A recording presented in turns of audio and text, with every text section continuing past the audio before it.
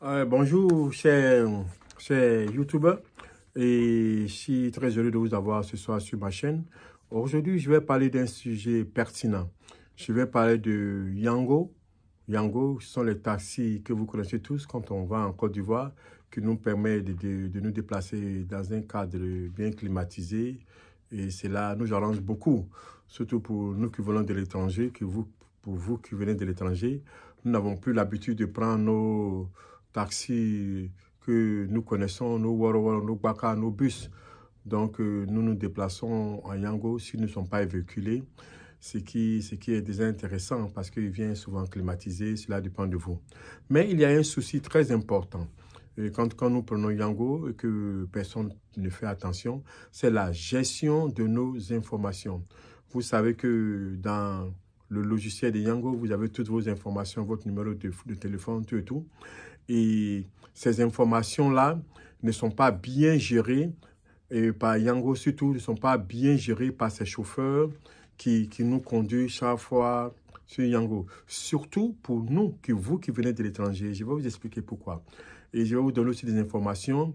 Comment est-ce que vous pouvez, juste en faisant des changements, vous protéger lorsque vous prenez Yango. J'étais à Abidjan il n'y a pas tellement longtemps.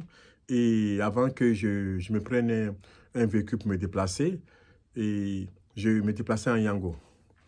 Et j'ai pris un jour un Yango de Cocody devant la CNPS pour aller à la Palmeraie. Et ce chauffeur avec lequel j'étais dans la voiture, bon, qui m'a pris, quelques minutes après, il a commencé à parler. Il a commencé à m'expliquer ses problèmes, que lui, il travaille pour une compagnie française, et que cette compagnie française a été vendue, qu'ils ont été tous mis dehors. Voilà pourquoi il conduit Yango.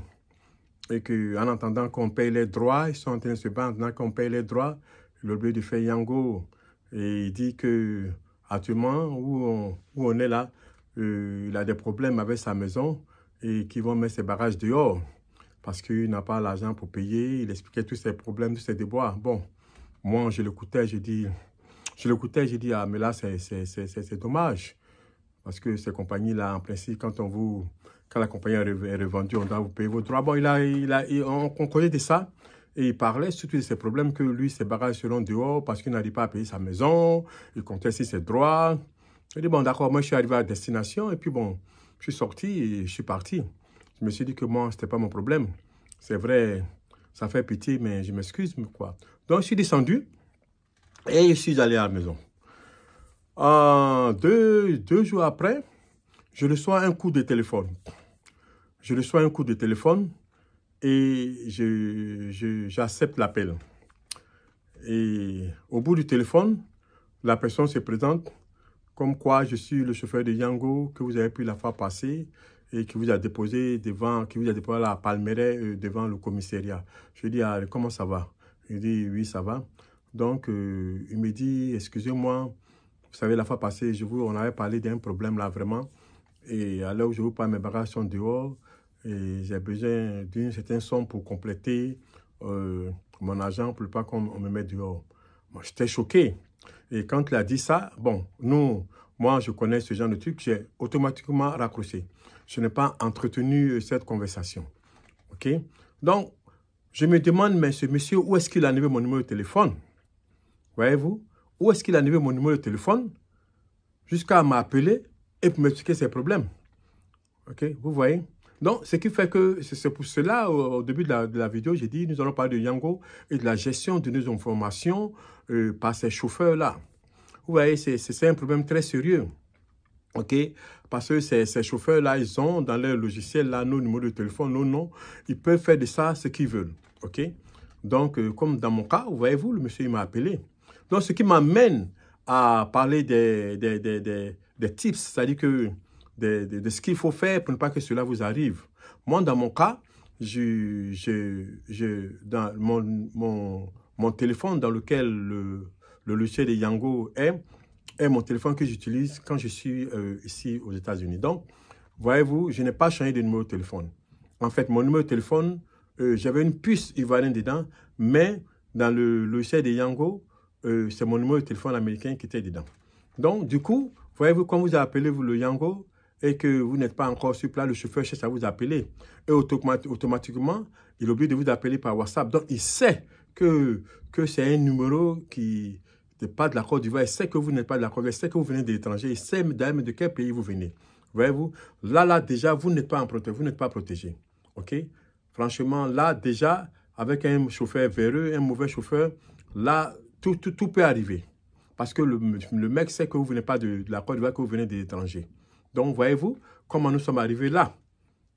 Donc, c'est pour ça que j'ai dit la gestion de nos informations par Yango est un problème très sérieux. Il faut qu'ils voient ça de près. Et il faut qu'ils essaient de voir les chauffeurs. Il faut qu'ils essaient d'entraîner les chauffeurs concernant la gestion de ces informations. Ils ne doivent pas prendre nos numéros et faire de ça de nos numéros ce qu'ils veulent. Nous appeler, bon, on ne sait jamais ce qu'ils vont faire avec.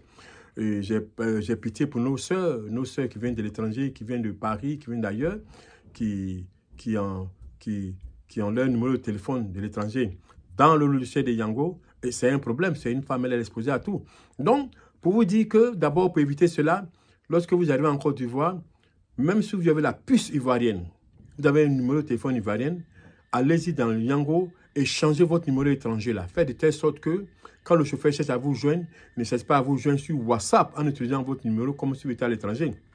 Il faut qu'il vous appelle directement par votre numéro ivoirien. Donc, faites de telle sorte que, dans le Yango, c'est votre numéro ivoirien qui est dedans.